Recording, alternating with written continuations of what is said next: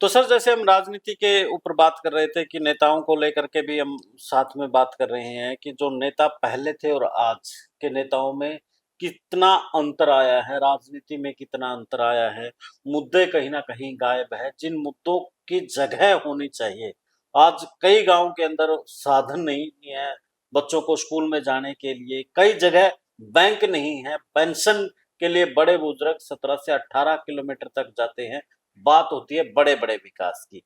सत्ता के साथ जो विपक्ष के नेता हैं या फिर वैसे नेता जो अपने आप को कह रहे हैं, वो भी कहीं न कहीं भटकाव की, गुमराह करने वाली राजनीति कहीं न कहीं करते नज़र आते हैं। तो क्या कहेंगे आप इन पूरे उस घटनाक्रम मैं आपकी राजनीतिक 100 बात से सहमत हूं कि मैंने बताया था कि राजनीति आज की एक दूसरे की टांग खिंचाई होगी।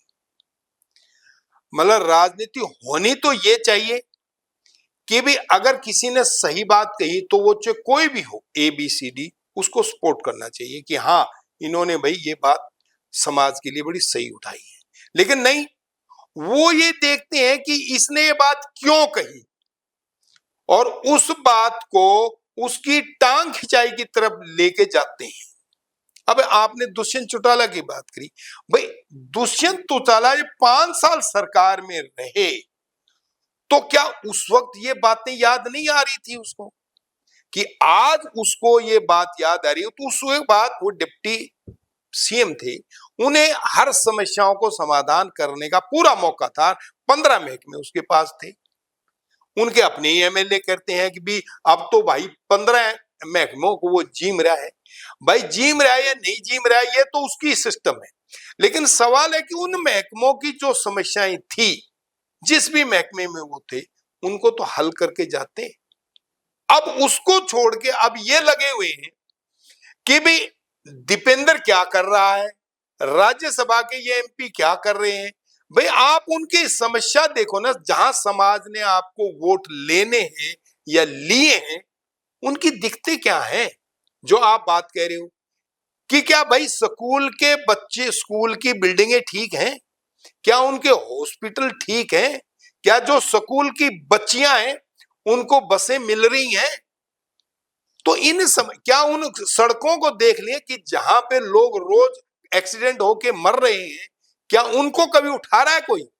मैं इसलिए ये बार बार कह रहा हूं कि नेताएं टांग खिंचाई ज्यादा करते हैं और वहां की जहां से वोट लेने हैं या लिए हुए हैं उनकी समस्याएं नहीं उठा रहे।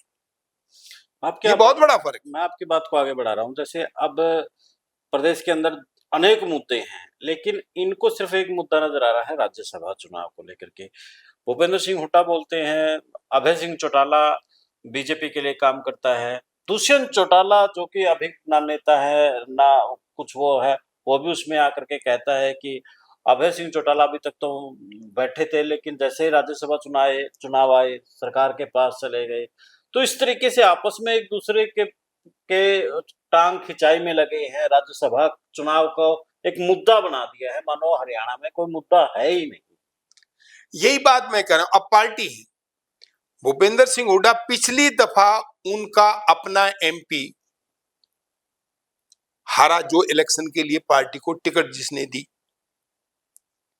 बहुत पुराने एडवोकेट रहे हैं सिंधवी साहब, जो उनकी तरफ से खड़े थे पिछली दफा राज्यसभा। क्रॉस वोटिंग क्यों हुई? क्या आप नेता होने के नाते भूपेंद्र सिंह हुड्डा उनकी जिम्मेवारी फिक्स करी जिन्होंने क्रॉस किया? ये था पार्टी का काम कि उनको एक सबक मिलना चाहिए। जिस पार्टी ने आपको टिकट दिए, आप उसके MLA हैं और फिर क्रॉस वोटिंग कर रहे हैं या दूसरे किसी आदमी की मदद कर रहे हैं, मतलब उसके लिए जिम्मेवारी फिक्स होनी चाहिए थी। क्या उसको जो पार्टी का संविधान है 6 साल के लिए निकाला या उसे डिसमिस किया या जो भी डिसिप्लिनरी एक्शन वो लेना चाहते थे, किसी के पास कुछ भी नहीं हुआ। क्यों नहीं हुआ? तो ऐसे पार्टी को अब क्यों डर है? अपने नेताओं के ऊपर ये डर होना चाहिए कि भी तुम यहीं रहोगे, पंचकुला में अपने घरों में रहोगे, क्रॉस वोटिंग होगी तो उनके ऊपर ये सिस्टम होना चाहिए अनुशासन का, अगर गलत हुआ तो तुम्हें भुगतना पड़ेगा। आप उनको लेके हिमाचल में कुफरी जा रहे हो। आज की सवेरे की न्यूज है, रात की न्यूज चल रही है, जो अभी सारे MLA को वहां चल गए। आप कहां से कर रही है खर्चा? एक आदमी को बाहर किसी होटल में ठहराने का रोज का कितने हजार रुपए का, लाखों रुपए का खर्च है, और आप करोड़ों रुपए उनके खर्च करोगे 5 दिन जब तक इलेक्शन नहीं होते। कहां से आ रहा है पैसा? किसका पैसा है? लोगों के खून कमी से कहें, या तुमने गलत तरीके से भ्रष्टाचार कर रखा है, वो पैसा तुम्हारे पास से आ रहा है। अपने वो पुराने दिन भूल गए कि आप क्या थे और आज क्या हो। ये चीज नहीं देखता कोई भी आदमी तो कि उन एमएलए को क्यों नहीं डर है कि अगर हमने गलत कर दिया, हम पार्टी की विप से बाहर गए, तो हमारे ऊपर एक्शन होगा। ये डर नहीं, ये अनुशासन नहीं है,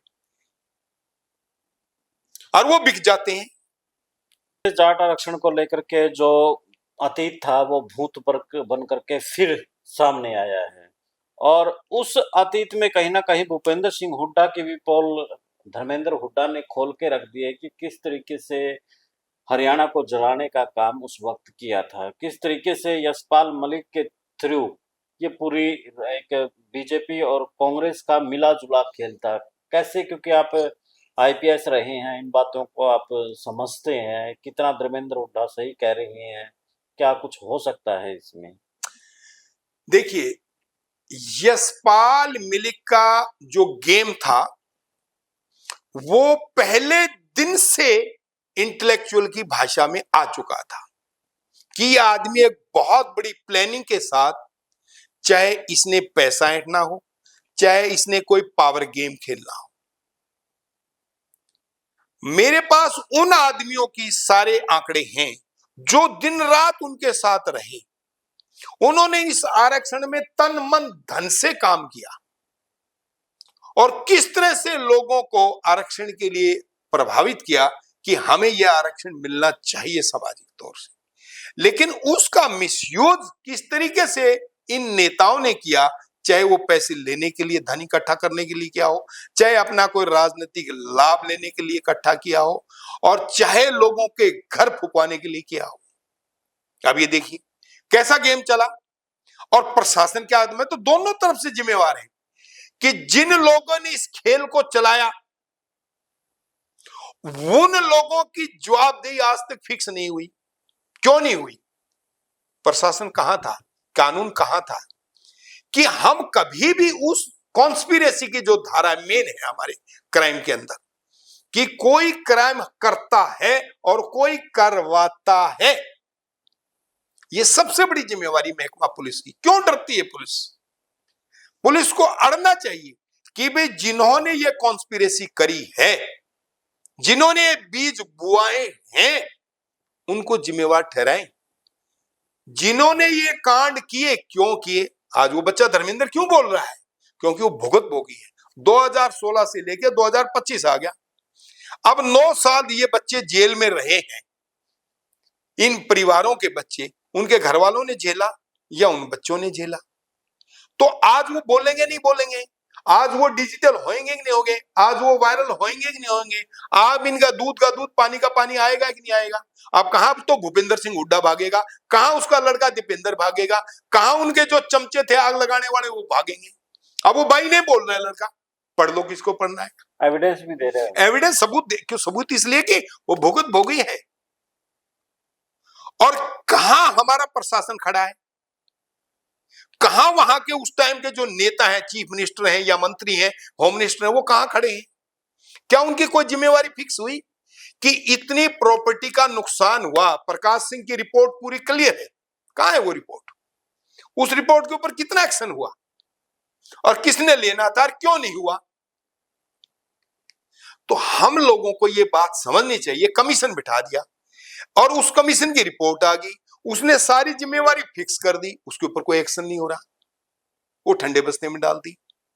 ना तो उन नेताओं पे कार्रवाई हुई जिनकी जिम्मेवारी थी लॉ एंड ऑर्डर की, जिन्होंने आग लगाई ना उनके ऊपर कार्रवाई हो रही, या जिन्होंने लगवाई उनके ऊपर कार्रवाई हो रही। यशपाल मलिक कहां है? क्या बच्चों को, उन लोगों को आरक्षण क्या से दिलवाया उसने? धर्मेंद्र हुड्डा जैसे तो जेल में थे, और वो जिसके मुख्य होता वो उसको बाहर रखा कहीं ना कहीं। वही तो ना, वो तो अपना भाई, अब ये तो आगे की जो जांच है वही बताएगी वो कितना पैसा लेके गया और उसने क्या राजनीतिक लाभ लिया। ये तो वही लोग बताएंगे ना कि जो लोग भुगते हैं, इसलिए वो लड़के जैसे जैसे बाहर आते जाएंगे, जो बरी हुए हैं वो बताएंगे सारी चीज, सच सामने सच सच सामने आएगी। तो रणवीर जी बहुत बहुत धन्यवाद। तो साथियों, रणवीर शर्मा जी ने जिस तरीके से जो अतीत की राजनीति है, वर्तमान की राजनीति है, वो तमाम बिंदुओं को बताया, किस तरीके से जो नेता हैं वो पैसे कमाने में जुटे हुए हैं। तो आप भी अपनी राय इस मसले पर दे सकते हैं और कमेंट करके आप कुछ सवाल रणवीर शर्मा जी से पूछना चाहते हैं तो वो भी पूछ सकते हैं। तो शर्मा जी, आप हमारे स्टूडियो में आए, इसके लिए बहुत बहुत धन्यवाद आपका। और जुड़े थैंक यू। रहिएगा इनसाइडर न्यूज के साथ, ताकि जो देश और प्रदेश की अहम राजनीतिक या क्राइम की या जिस तरीके से भी जो मौजूदा हालात हैं उनके ऊपर आपसे बातचीत करते रहेंगे आपसे। तो बहुत बहुत धन्यवाद सर आपका। Thank you so much. तो आप भी जुड़े रहें और चैनल को फॉलो शेयर और सब्सक्राइब भी कर लें। जय हिंद, जय भारत, जय हरियाणा।